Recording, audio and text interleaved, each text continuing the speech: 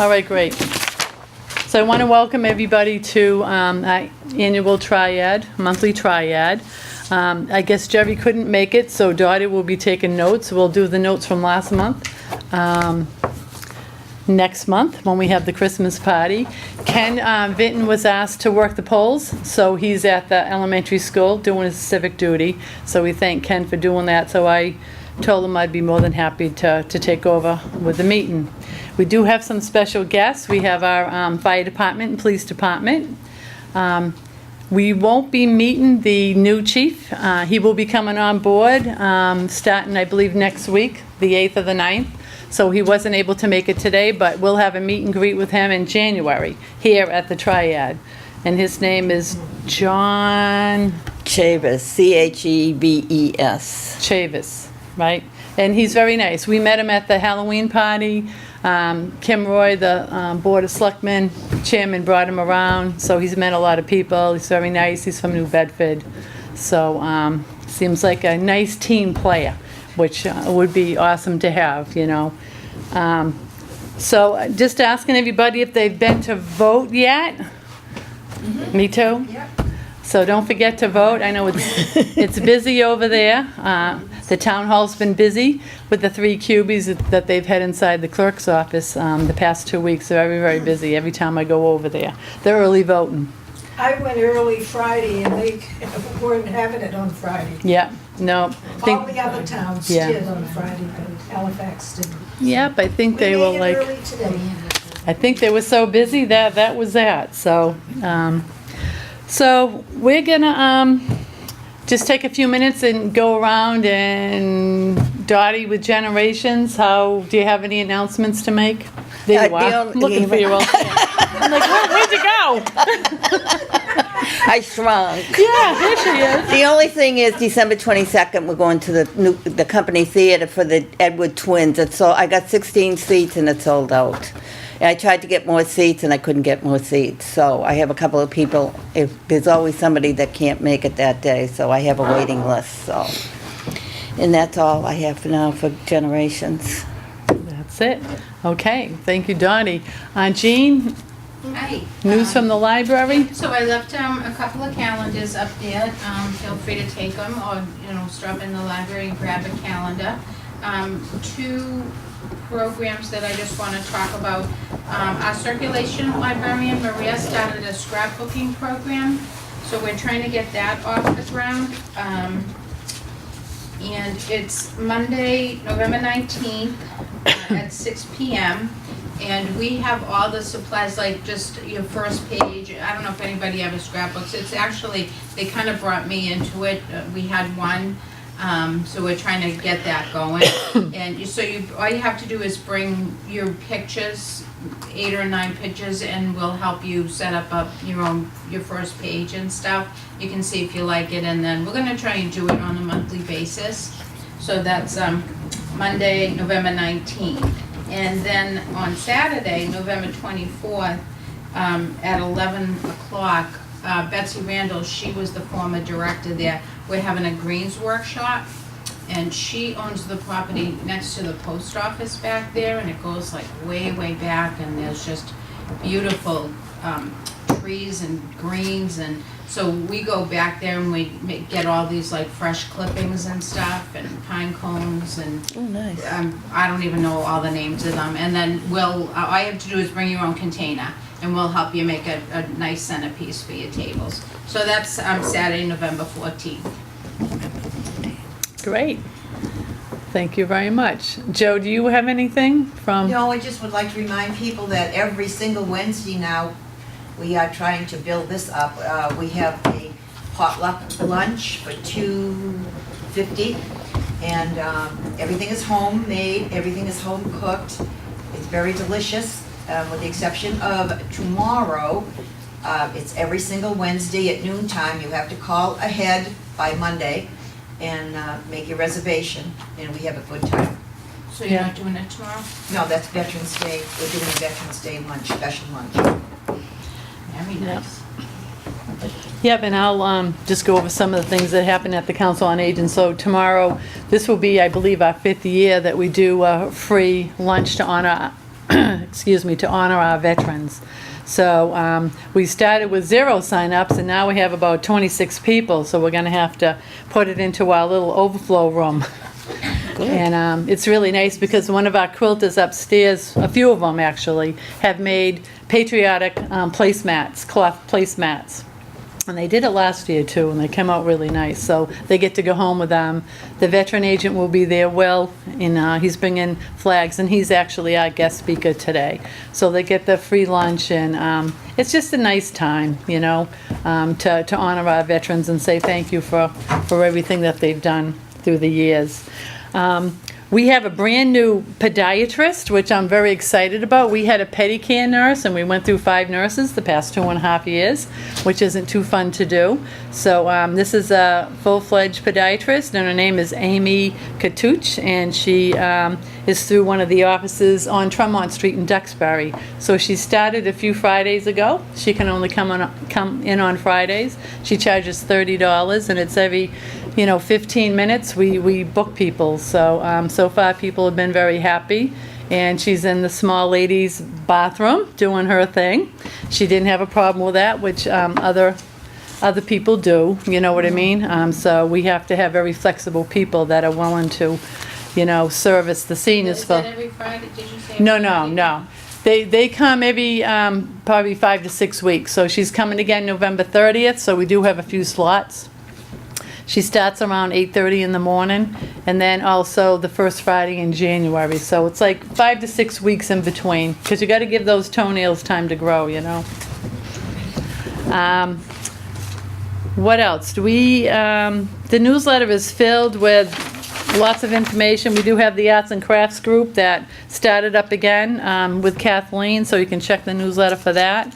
The intergenerational program with the 6th graders next door.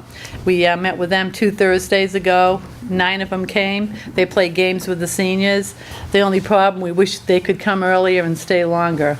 They bring cookies, we provide the punch, and they have a wonderful time, and they bond and get to know the seniors in town. So hopefully if you're in Walmart someday, or at the barber shop, you can, have a conversation with some of these 6th graders. And we attend their music too in June, which is very, very nice. Sometimes December, too. In December, that's right, Christmas time too, in the spring concert. So we do. We have lots going on. We have the luncheon shop on the vans. We're training a new receptionist, transportation coordinator, which is the core of our place. It's the first place where people call or stop in, so it's going to take a long time to train that properly, especially the 2 vans. We go into major medical facilities in Boston. We have no public transportation, so we try to do our best to service as many seniors and also younger disabled people, 59 and under. So we have lots going on. And so I guess the Sheriff's Department and the DA, I guess they had conflicts. I just found out.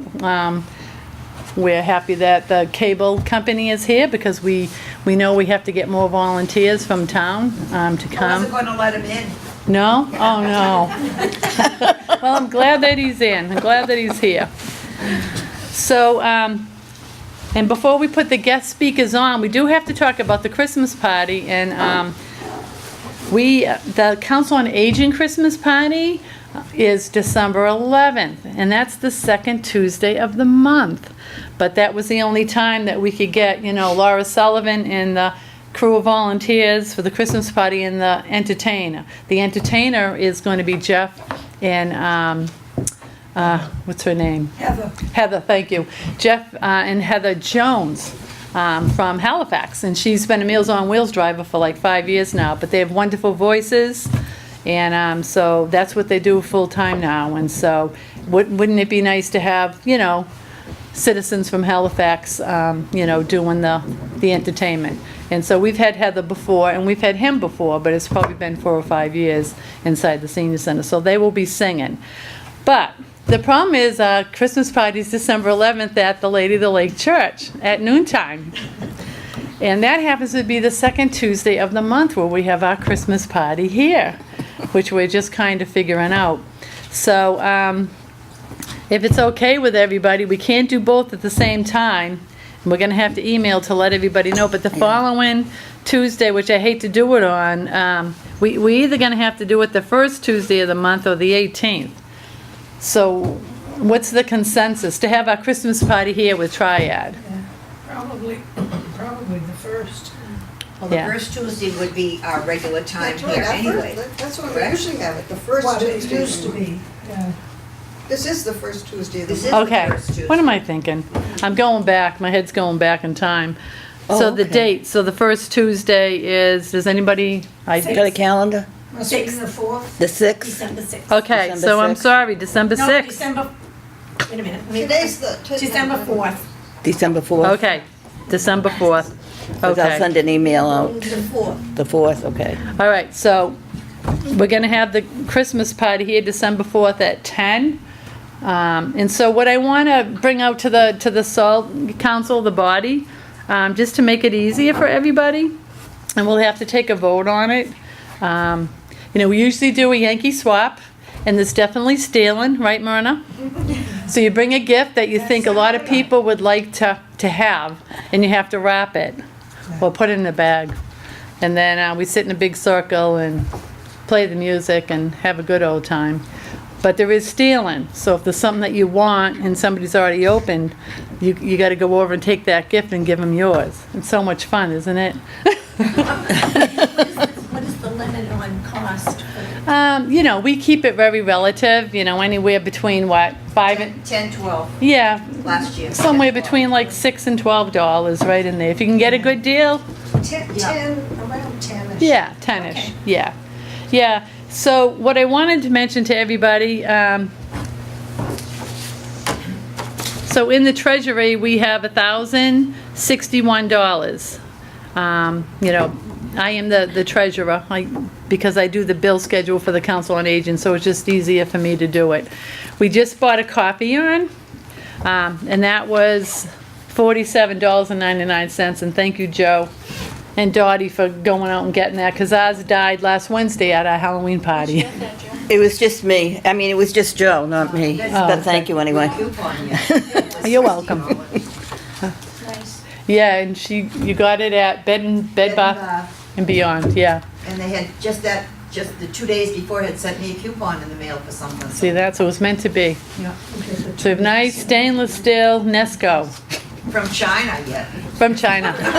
See if it lasts more than 2 years. Okay, so, you know, so that's what we have in the kitty, you know, a little over $1,000 after buying that for $47.99. So what I wanted to suggest is everybody's busy December 4th, you know, and if we want to vote on maybe buying a couple of things at Joe's, you know, maybe we can fill that with water and have tea, you know, but maybe buy a platter of, you know, the rolls from Stop and Sandwich Shop. rolls, yeah. Sandwich rolls, you know, rather than have everybody bring something. So, but it's up to you, whatever people want to do, but we have quite a bit of money, and we haven't had anybody call for the safety load jack. That's one of our programs. You know, we have the Lions eyeglass cardboard container at the Council on Aging where you put your old, you know, eyeglasses, and they, Ken Cordy comes in and takes them away every 3 or 4 months, and they refurbish them and, you know, give them to people that need them. We also have the medication drop-off downstairs in the lobby. Many towns have them now, so we've had it now for about 4 years. So you can drop off your old medications and not have to worry. Rip off the labels, keep them The new in. chief said that he would come into the park too, and like Ted did, and take care of the medications in the park. I dropped some off today that was in the original boxes, because it was a medication I could no longer take. And my doctor said, give them to somebody. Well, yes, Really? she Who's your says doctor? usually they don't, but this was for a special purpose. Well, anyway, I left them in the boxes. I just blacked out my name Yeah, and put Good. them in a bag altogether so that if somebody needed that medication, they would have at least a 3-month supply. yeah. Great, well, thanks for doing that. And we also have the File of Life, you know, It's that red and white, says file of life. You don't have to use, there's a whole huge long thing that you can pull up with all the information. I just suggest a small little file card. Name, address, telephone number, emergency contact, all your meds. You know, you can put them on the back and update it every 4 to 6 months. So when the police and fire come, they can pull it, you know, and they have an updated list of your meds, you Now, know? that sticker that says File of Life, Mm-hmm. that goes where in the car? Left-hand side. The Well, this- sticker, I know Joe has hers on the back window, but Yeah, is and it all right to put it on the side? Yeah, and they're gonna talk about that. They have like a whole thing that they'll talk about. They're our guest speakers. I did do it. So they're gonna talk about lock boxes and file of life and where to put, so that's the second one, so thanks for bringing that up, Myrna. So there's a second file of life for your glove compartment for your car, because so many people are having accidents, as you see. Right. So you have that information in case you're lodged in your car and you can't get out for any period of time, you know? So, and you put I it, don't know where to put it. and he'll let you know, he'll review that, right? Okay. The File of Life sticker, so thank you. The Are You OK program, you know, the outreach workers at the senior center are trying to, you know, sign up people quite a bit with the Are You OK. That's the old name, which they changed, which I wish they wouldn't do that. Now it's a safety assurance program, but most of us know about by Are You OK? And so they get an electronic call every morning between 6 a.m. and 11. We try to sign them up at their wake-up time, you know, because then if they don't answer the phone, they get called 10 minutes later. Then if they don't answer, then the police show up or the Council on Aging shows up.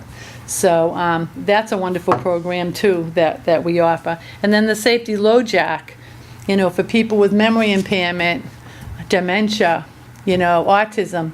And so, but we haven't used any money in this kitty, you know, for any of that for quite a while, other than a coffee pot. And the last time was the magnetic holders for the credit cards, for the fraud and the scam.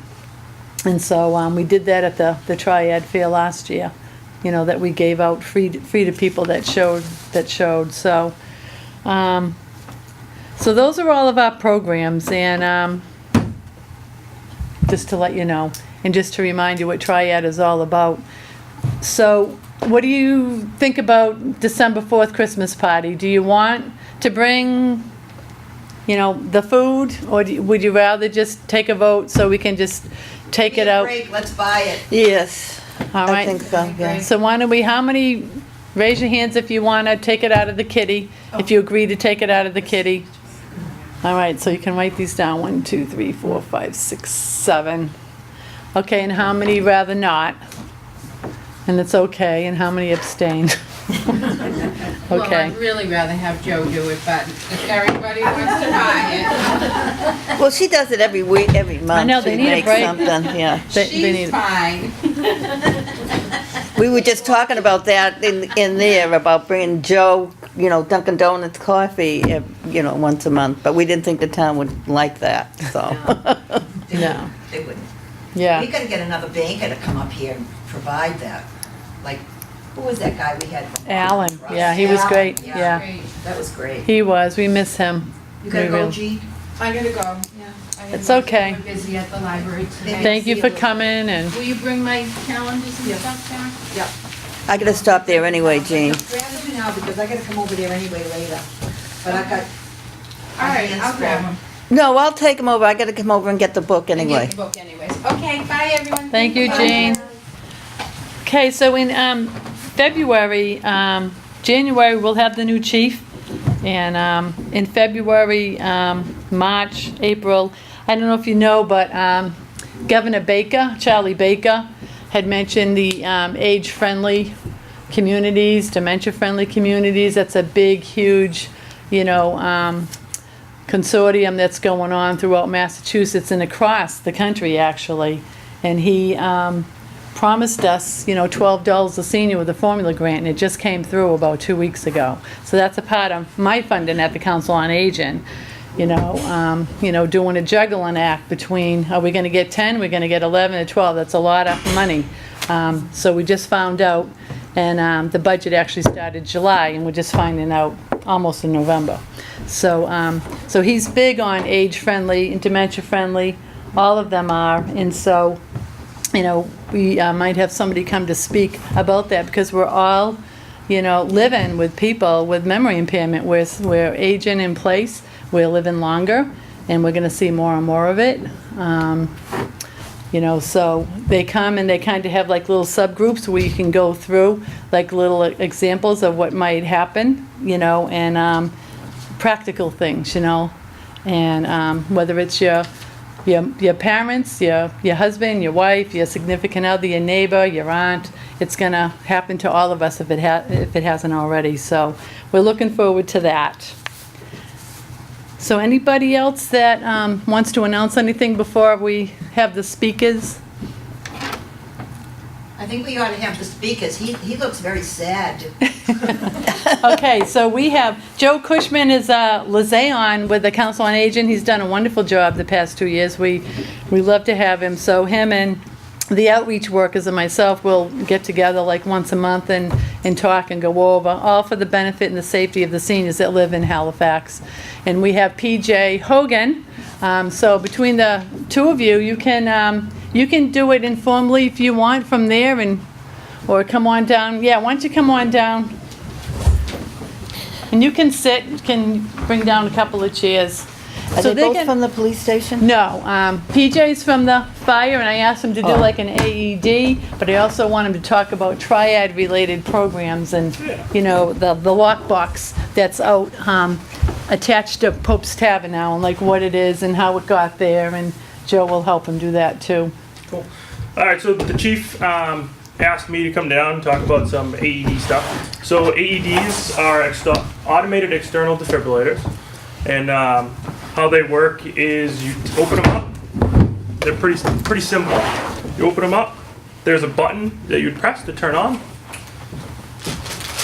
Connect It's going to electrodes. tell you to connect the electrodes. You have a package here that is a little plug. You would plug that into the AED, then it'll say Connect attach electrodes. electrodes. And you'd put the electrodes right on the person's chest, okay? And then it'll tell you to stop and analyze what's going on. And if the person is in a rhythm that can be shocked, you would hit the shock, it will tell you to shock, and you hit the shock button.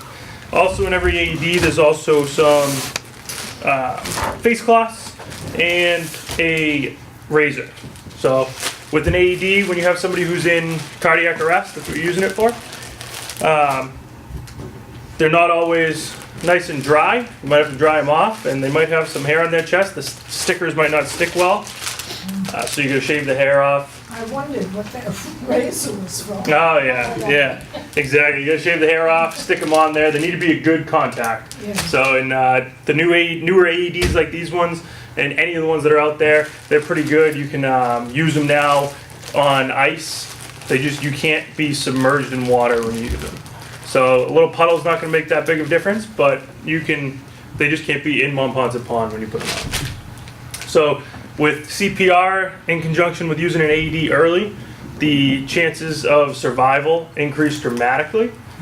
Because of that, AEDs are required in all gyms, schools, the library has one. Every single one of our trucks has them. Both of our ambulances are out on a call. The officer's car has an AED in it. Both engines do. Our forest fire trucks do. All the police cars have AEDs in them. They're everywhere. Can I ask a real quick question? A trivia question. Yeah. Where in the Council on Aging is ours hanging? Does anybody know? By the water cooler. You got it. Good, Joe. Yeah, and we have to check the batteries, so the nurse does it, Tricia. Yep. It's really great, so. Yeah, so pretty much every town building has one. The town hall does. We make sure that they're all up to date and everything's working on them. And this is the first thing, if you hear of a cardiac arrest, that you grab, unless you're in the ambulance. If they're at the town, it's somewhere, Yep. somebody there knows how to use it, I mean, Yeah. Yep. So hopefully somebody does, yes. So as long as, you would know how to use it. Well, the beauty about this, he can share with you, PJ, that yeah, it tells you, it tells you. Tells you what to do. Yep. You don't really have to be trained. Yeah, it's pretty simple. You use this in conjunction with CPR. So, I mean, if you haven't taken a CPR class ever, We do them usually once a month. If you're a Halifax resident, we charge $7 Next week we're or going. 11. Are we really? It's, I think Thursday night, I forget, but I it's think next so, yeah. week, yeah. Myself and Lieutenant Gibbons are two of the CPR instructors down there, so you'll see one of us. Usually Lieutenant Gibbons does it. But Are you on the list? No. All right. is it this? When is it? I think it's next week. It's either Next week, okay. Wednesday or Thursday at Okay. 6:30. Yeah, sounds good. Yeah, so you'll learn all about AEDs, how to put them on, how to work them, what they do. But essentially, what they do is when your heart is in cardiac arrest, your heart is kind of like, it's called diesel shock ventricular fibrillation and VTAC. So ventricular tachycardia, ventricular fibrillation. And what your heart's essentially doing is it's kind of fibrillating in your chest like this, and it's not pumping blood. So this, when it zaps you with the electricity, it's like a big dope slap to your heart. So your heart goes, oh, okay, we need to restart normally, and it restarts your heart pretty much. So as long as this tells you to shock, this interprets the rhythm, it'll tell you to shock, you hit the shock button, make sure nobody's touching the patient because you don't want them to get shocked too. And you just go from there and then start right back into CPR again. It tells you absolutely everything you need to do. As soon as you plug it in, put those electrodes on, hit the power button, you're good to go. It tells you everything what to do. That's why it's automated. So, and then like I said, every car has one of these. For the fire department, the police has them. The ambulance uses something a little bit different. As paramedics, we can interpret the rhythm, where this interprets it for us. So we interpret the rhythm and tell it when to shock instead of it telling us when to shock. So that's the only difference. A little bit bigger and more heavier. So, any questions on AEDs? I have a question, but Yeah. not on that. Yeah. It has to do with my fire alarm in Okay. my house. Every time I take a shower and the steam sets it off. Yeah, yeah. So what should someone said I should put some kind of a plastic thing over it when I take a shower to stop Yeah, them. put your shower cap over it. No, I wouldn't do that. No, because what if you were in the shower and there was a fire out there? Well, what I did, I took it down. Ah, okay. So So that's not good. is it battery or is it plugged into the ceiling? It's battery. Okay, so I would just move it a little bit further away from the shower. That's what I'm gonna have to do. Yep. So while I'm here, we'll go over a couple of the free things that the fire department does that not a lot of people know about, especially for the seniors. So we have for seniors, we have a stockpile of brand new carbon monoxide and smoke detectors that for some reason, if you're having trouble putting them up on your own or you can't afford to buy new ones at the store because they are expensive, give us a call. We'll come down. We'll give you an evaluation of your house, let you know, hey, this is where they need to go. We'll install them if you need us to do it. We don't mind. We have boxes upon boxes. The fire department receives grants every year to buy those. So we have a lot. And we don't mind ever coming down, checking it out. If your smoke detectors are out of date, if they look really yellowed, if they're really old, it's just to replace them every 10 years. So if they're older than that, feel free, give us a call. We can come down, look, and Do you have to come in the fire truck? it all depends. We won't have our lights on. They came one time to my house and everybody in the neighborhood said, oh, what's Oh happening? yeah. We won't have our lights on for that kind of call. But if it's just like myself or somebody else coming down, usually we'll just jump in the car like I did today. But if like two of us are coming down, if we have somebody training or whatnot, usually we'll take the engine because there's more space. So it all depends, but the lights won't be coming, no sirens, nothing like that. So yeah, but that's a free program we do. The other one we do is for now, we do car seats installations, checks and all that. So that's new as of this year. I just applied, I found out I got it, I don't know the amount of money yet, but I applied for a grant and from the state, we will be buying car seats. So for people that can't afford to buy a new car seat, if you have grandkids or if your kids have kids and they can't afford one, come down to the station, set up an appointment with me. The only trick is that I can't just hand you the car seat in the box and say, see you later. I have to put it in your car. Good. So as long as you let me put it in your car, it's free for you, no charge, nothing. So if you have grandkids and you need a new car seat, they're older than 7 years old, you get a little fender bender ever, just replace it. We'll do it for free. And then the file of life, you asked about that? So the file, To put the sticker on your car. window, Really, anywhere. anywhere. Yeah, go ahead, anywhere. As long as it's not impeding, like for the police officers, as long as it's not impeding your inspection sticker, you should be good. Okay. So, yeah. In a window somewhere. Sure, yeah. Yep, Okay. absolutely. And just make sure you have your name, date of birth, leave your social off it, because in case somebody does steal it, you don't want that on there. So don't put your social security number on there. Name, date of birth, address, phone number, list of medications that you're currently taking, okay, and any medical history. So that file of life, that's the first thing we look for, whether it be the fire department or the police department. The police department always beats us there, and they'll usually have that stuff in hand for us. Make sure it's somewhere visible. We always look to the fridge first in your house. In the car.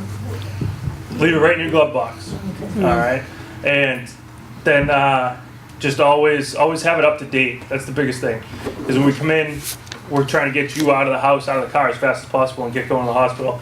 And it takes a while for us to write down your medications if there's a lot of them. So just have them written down. You don't even have to use the paper that's in there. A lot of people that we go to, they have it printed on they have it on their computer. So they just type in their medications on the computer, and then they hand us the list with everything on it, or they leave it in the file of life. And then we take that one, and they tell you, oh, don't worry, I'll print a new one out when I get home from the hospital. Don't just take that one with you. Throw it away when you're done. So that works out better for us. And then when you come off medications, because doctors are always changing medications, adding medications, stop taking this one, you can just backspace, reprint. So that's my recommendation. If you have a computer at home, or grandkids, kids that know how to use computers, have them do it for you. So other than that, I'll let Joe talk. Like he said, we also have the AEDs in the cruiser. A lot of people, we show up on scene with the fire department or before the fire department, and people go, oh God, why are the police here? Everyone kind of associates us with being in trouble, but we also help people too. And, we go to pretty much every call they go on. And it could be anything as little as a fall to, heart attack, anything like that. We have been trained to use these as well. And, we've been trained. I know I've showed up on scene before and had to start CPR before the fire department was there. And a lot of times they're already on a call and they have mutual aid coming in, like, Hanson or Plimpton. And I'm the only one available that's going to get there first and start working on things and doing what needs to be done. So, we do help out in that aspect as well. One big thing I did want to mention was house numbers. I'm sure it drives him nuts too. Guys, you really should make sure your house numbers are up to date because, like, for example, a couple weeks ago I go to a house, I'm driving back and forth going, where is whatever number it was, where is this house? I finally do process of elimination, I find the house, I go, ma'am, where's your house number? Do you have a house number on this house? She goes, oh, it's right there. I go, where? She moves a Halloween decoration. It's behind, I go, come on, it's like, because, usually it's minor stuff when that happens, but when it's a big deal and I'm, you're having a heart attack and I'm running back and forth trying to find your house, I'm sure you run into the same. We've had it multiple times. It's great, and people, even, you hit, your house is 119 or something, and one of the ones is or the nine's missing or whatever, and, that can create a big headache for us. So that's one thing I always tell people is, hey, I make them know, your house, you gotta make it more visible for us to see. People, the bushes grow over the house numbers, everything else. Just making sure that's taken care of. Make our job easier, and it's a lot better for you as well because that way we're not sparing any time getting to you. You know what I mean? But yeah, that's all I had on mind to mention. Something interesting happened last March. I had just left in that turbo burst of storm that we had. Do you remember? And we had a lot of water damage at Pope's Tavern, and so the lock boxes, because we've bought 2 lock boxes with TRIAD money, to help seniors in town. So the first one was put up on Pope's Tavern, so they'll explain what happened. So the lock boxes that she's talking about, they're called Knox boxes. And what Knox boxes are is for the fire department is they're a specialized box that the building owner doesn't even have a key to. So we have a key that opens up every single one in town. The fire department is the only one that has them. and it allows businesses, usually, most of the time, businesses and the town buildings really use them because they're expensive. They're about $500 a piece, and they are pricey. They are available to individual homeowners to buy them, but like I said, they're expensive. With the Knox boxes, it allows us, like on Pope's Tavern, they didn't have one. Well, they had a fire alarm going off inside, and if we can't determine that there's no fire from the outside, which is really hard to do, we have to break the door down. So Pope's Tavern got a new door, and then they decided they were going to buy a new Knox box. But it's really not a new door. It's an old door. Yeah, that you Of can- course. new to you. Yeah. New to us. So they got a Knox box for us. A lot of the businesses in town are pretty much every single business is up to date with getting a Knox box, and then you call. We come out, we install it on your building, and then we come out with our key. We have one in every truck, and it's a specialized key. And if you take it, so every town offers Knox boxes. So if I take that key and I go to Kingston, well, their lock is different, so I can't open theirs with that. Only Halifax Fire can open Halifax's Knox boxes. But the thing is, if you do buy them for the house, they are beneficial because you don't have to worry about us breaking your door down. That's the first thing we look for. A lot of times, people will get the little boxes with the combination locks on them. That's the farthest thing from our mind in the middle of the moment to try to figure out what the combination is. Even if you let dispatch know what it is on the phone, sometimes it gets lost in translation. Yeah. They don't want to give it out over the air because a lot of people do have scanners in their house. They already know we're going to your address. Now they know your code's 3145. You know, and you don't want that. You don't know who's listening. So sometimes they'll be like, "Oh, call us on the phone." By then we're already pulling up at your house. Usually we end up just having to force the door. Sometimes it won't break, sometimes it will. I mean, I've climbed through little tiny windows in the mobile homes. It's tough to get through. So if you want a Knox box, you can get one. You have to buy them from, you come down to the fire station because we have to give you all like the codes and all that to get it, so it's Halifax. And then you deal with that company. They get it shipped to you. We come out, install it, put your keys in. But they are expensive. So unfortunately, it's a tough one. Yeah. So we, from our TRIAD program, we bought two. It's probably been a little over a year. So, you know, for seniors in town, you know, that fit that description and that use of a Knox box. So actually, it was just a few months later that we had the turbo burst, and so now we have one at Pope's Tavern. So there is another one left. So that is something that we could use our treasury for. But it's somebody that fits that description that, you know, could really use the help with the Knox box. Yeah. So. I mean, the easiest thing is because the best part of it is if you get like something like a company like Life Alert or whatnot, because you can tell them, they'll put it in their notes on where your hide key is or whatever. And they're really good at letting our dispatch know. Sometimes you telling dispatch alone, because if you're having a medical emergency, they're trying to give you directions on what to do, and that kind of gets lost in thought. So that's one of the other better options. If not, we'll try to get in any way we can without breaking stuff. But ultimately, if you're on the ground having a medical emergency, we might have to break a window or the door or something to get in. So, and the police, they'll help us. They're like an extension. We can't really be an extension of the police department because like we don't know all their laws, but they really are an extension of us. So we work, luckily in this town, we work really well together, really good relationship. They beat us on scene a lot. They do a tremendous job on medicals, saving lives. A couple weeks ago, we had a cardiac arrest and the police were on scene first. They did CPR for 5-6 minutes and they were credited. They actually saved the guy's life. So PD does do well in this, very well in this. Good. And I wanted to add to that, the Are You OK program where they do an electronic call between 7 and 11 from the Sheriff's Department. And actually, we just signed up a person for this last week. You know, again, they'll ask for a key that you have to hide somewhere close by. So when they do come, they won't have to break down your door.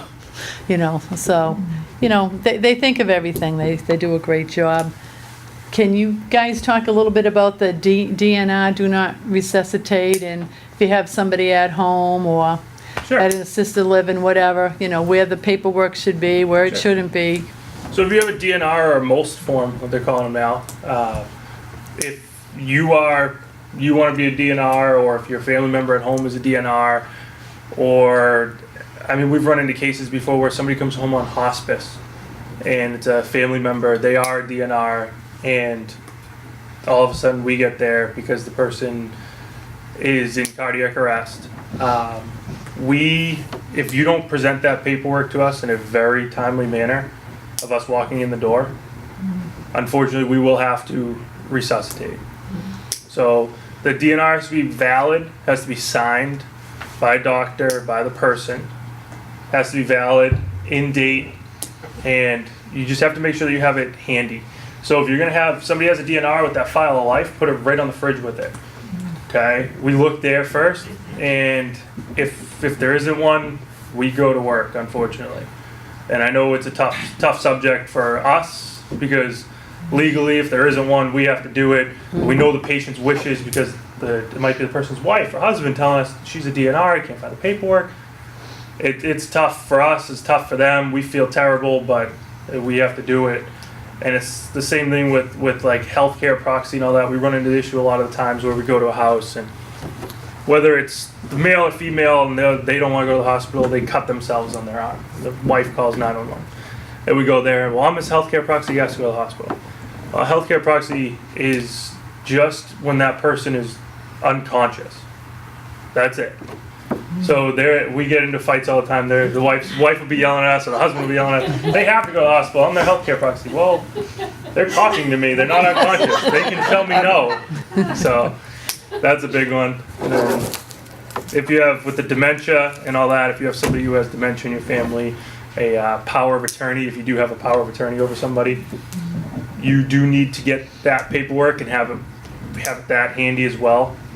We ran into some issues in town before where a patient had dementia, the wife did not have the power of attorney paperwork ready for us ever. She didn't know where it was.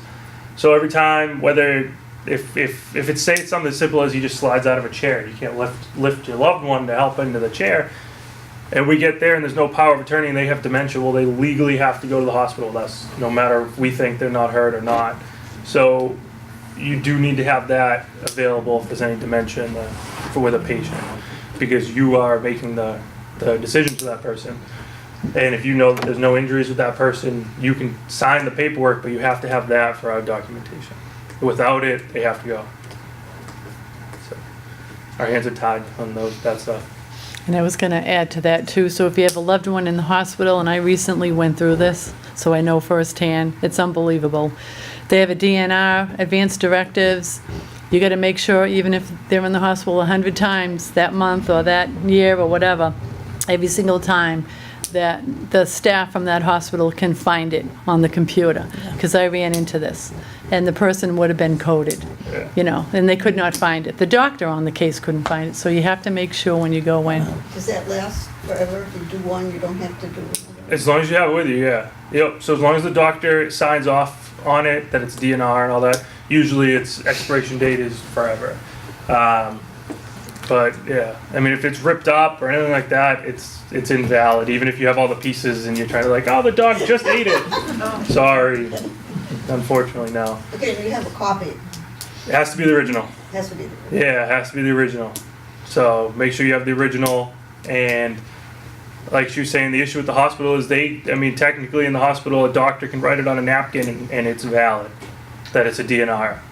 So here with us, it has to be that official Massachusetts do not resuscitate form. And then they also have the MOST form. And that is like, anyone can get a MOST form if they don't want to be intubated, they don't want to get an IV, but they want to have CPR done on them. So you can kind of pick and choose what you want done at your end of life stuff. It's up to you. So we look for both. If it's not readily available, we just go to work. Do you have many of those? DNRs? Yeah. Really? Yeah. That's kind of sad. It is, but I mean, when you have somebody who's like a cancer patient, really ill, they're on hospice or something, Yeah. it comes down to the patients themselves think, like, if I get resuscitated, what quality of life am I gonna have afterwards? You know? Yeah. So it like I said, it's a sad decision for us, tough decision for us, the family, but it fits some people. Yeah, it is sad. So, And I don't know if Joe wanted to do, we had talked about his toughest day, the day in the life of a police officer. Or maybe a half of a day, whatever.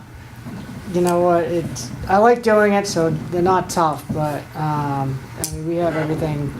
It's, Halifax is a small town, you get guys, I have friends in other departments going, oh, you know, what goes on in Halifax? You see the same things you see in every other town. Things that, you know, we have our days, you know, we might not have anything happen on the weekends, then all of a sudden on Monday it's crazy. You know, you can't predict it. Every day you come into work and, you know, you might have had a nice quiet weekend and all of a sudden, you know, everything goes nuts. So it is what it is. Between the domestic abuse, that's what I think, personally I think that's one of the biggest calls I go on. Everything from, you know, animal complaints to, you know, severe medical calls that we go on, sudden deaths, everything else. I mean, it all depends on, you know, what your luck is for that day. So it's tough for me to say what my toughest day is, you know what I mean? You never know. You gotta come into work ready every day, so. Or maybe something that was kind of funny that turned out well. Yeah, like I was saying You know. before, you know, even something, you know, sometimes these guys go on calls and you say, hey, you know, it's just a fall, you know, someone calls, they had a fall. But then, you know, we obviously still go because we got all medicals, but then you kind of piece everything together and go, well, this might not have been a fall, you know, this might have been a push, and this might have been a lot more than what they made it out to be on the phone. So you gotta always have your eyes open and, you know, be skeptical about those things, which people don't realize. You know, it goes from 911, people call 911. The new thing, which I think has happened over the last 10 years, which is new, is the whole EMS thing that they do over the phone. Dispatch will instruct people, you know, one of you guys might call 911 and say, so-and-so's having a heart attack, or whatever, or is unconscious, and then, you know, they give CPR instructions, and which I think is really good. A lot of people who are calling don't feel comfortable, but you know, I definitely think it's a good step. So that way, when we show up on scene, things are already in the process. And like you said, sometimes we show up before them. You know, we got to get things started for them. So, you know, we go from having the civilian helping to the police officer helping to the EMS fire department helping. I think it's a good process we have, and we've had a lot of success that way. So things are working out. I don't see any faults in the way things have gone. So, but I think we all, like he said, we all work together well. You know, we help them, they help us, and we get to have a good relationship. And I think that's a good thing for the community. Great. Anybody have any more questions? Well, thank you very much for all that you do. That was good. thank you for having us. And if you want to come to the Christmas party, we're inviting you right now for December 4th. You don't have to bring a gift, but you can if you want. All right, so I just have a few things. I always love to end, I miss